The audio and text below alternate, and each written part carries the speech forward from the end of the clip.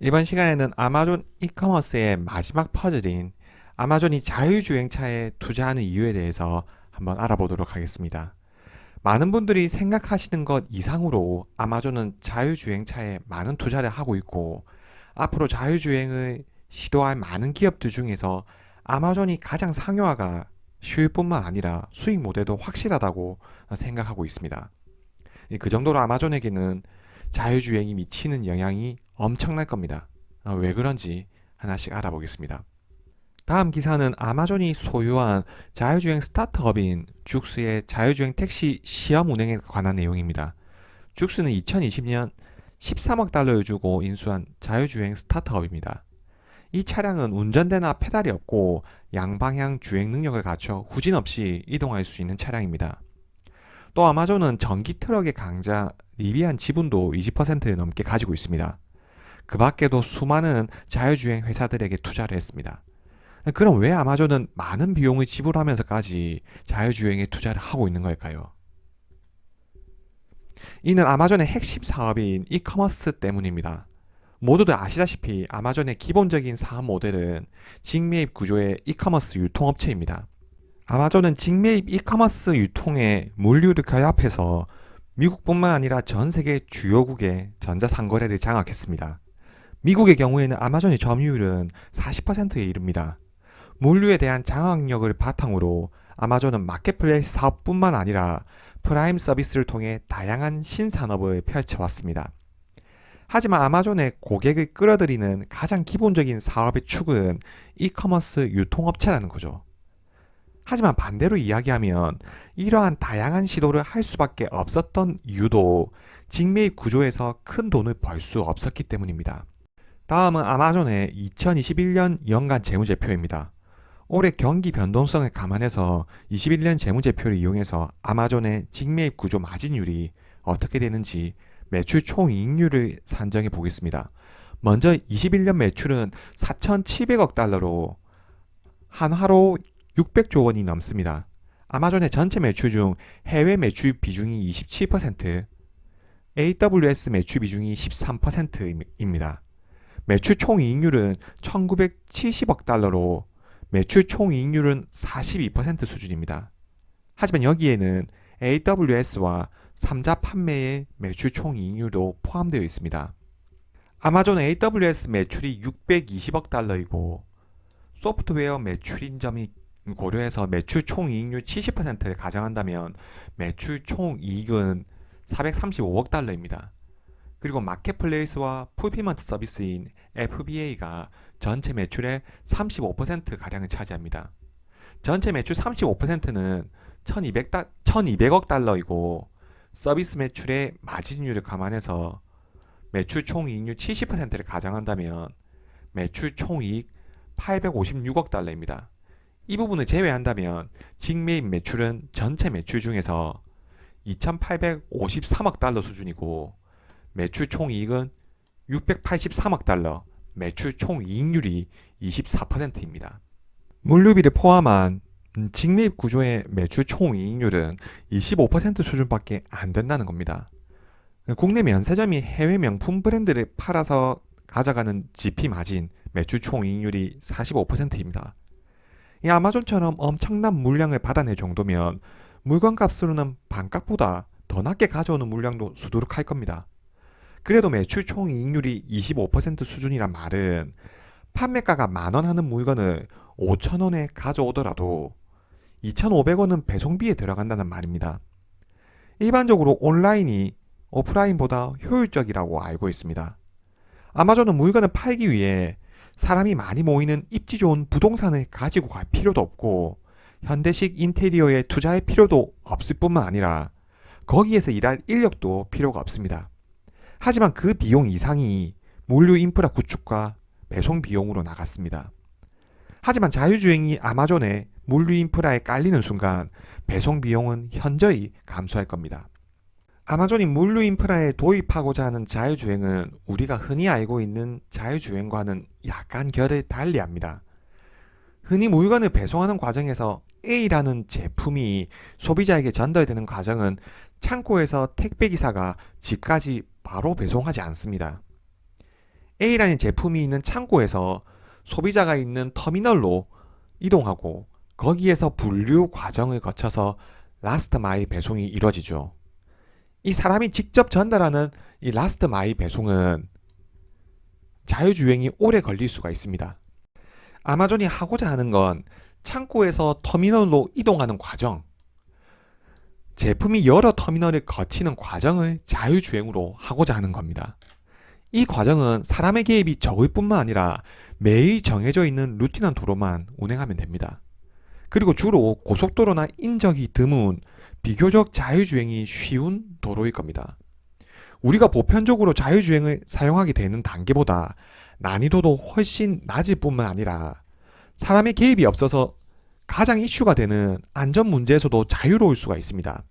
그런 면에서 아마존이 인수한 죽스의 자유주행 차를 보면 아마존의 자유주행 접근법을 다시 한번 알 수 있습니다. 이 차량의 디자인이나 취향 이런 건 중요하지 않습니다. 이 터미널과 터미널을 운행하는 셔틀이니까요. 최대한 물건을 잘 실을 수 있게 디자인이 될 거고 로보택시를 표방해야 합니다. 이 운전자는 곧 비용이니까요. 이 지금 현재 시험 운행 중인 죽스의 모습을 봤을 때 대략적으로 아마존이 하고자 하는 배송용 자유주행차의 모습이 그려집니다. 만약 아마존이 운송 시간이 가장 많이 걸리는 각 터미널 간의 루틴한 거리를 자유주행으로 해결할 수 있다면 아마존 물류 비용을 획기적으로 줄일 수 있습니다. 아마존의 매출이 22년 기준으로 5,140억 달러였습니다. AWS가 전체 매출에서 차지하는 800억 달러를 제외하면 4,300억 달러는 물류와 관련된 매출입니다. 여기에서 배송 비용의 절반으로 줄일 수 있다면 아마존의 수익성에 엄청난 영향을 주게 될 겁니다. 마켓플레이스 FBA 등의 3자 판매와 해외 매출을 다 제외하고 미국의 직매입 매출은 대략 50%입니다. 아마존의 매출 규모와 1위 사업자의 바잉 파워를 감안했을 때 물건을 사오는 가격은 제품가의 절반 가격인 50%도 안 될 겁니다. 하지만 GP 마진이 25%라는 것은 재고를 보관하고 제품을 관리하고 배송하는데 25%의 마진이 날아간다는 거겠죠.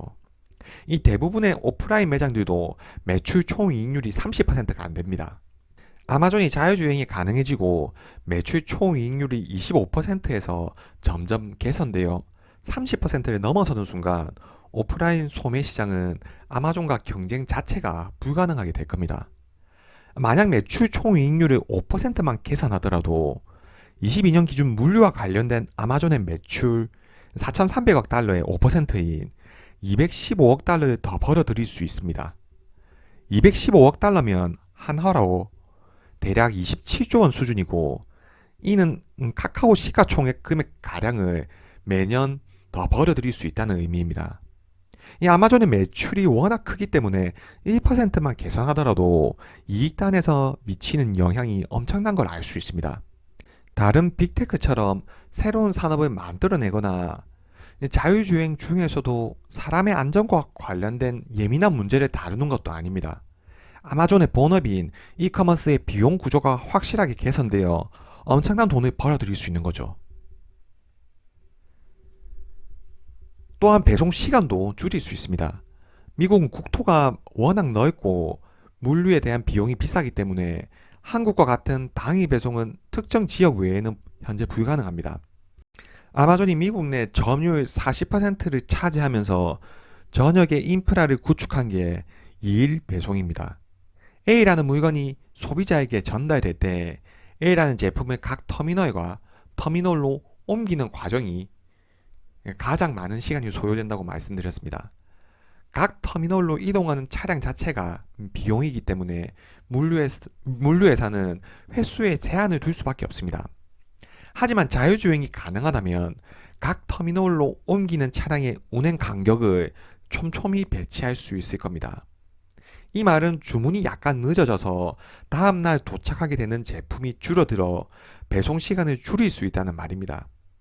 결국 도시권 내에는 당일 배송이 가능한 시스템을 구축할 수 있고 저녁에 주문하면 아침에 받을 수 있는 새벽 배송도 가능할 겁니다.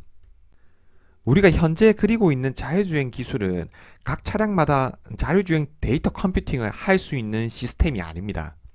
결국 자율주행도 클라우드 기술력이 필수적입니다. 이 클라우드 컴퓨터에서 슈퍼컴퓨터를 통해 자율주행에 대한 데이터 컴퓨팅을 하고 각 차량은 이 데이터를 가지고 엣지 컴퓨팅을 통해 자율주행을 하게 되는 거죠.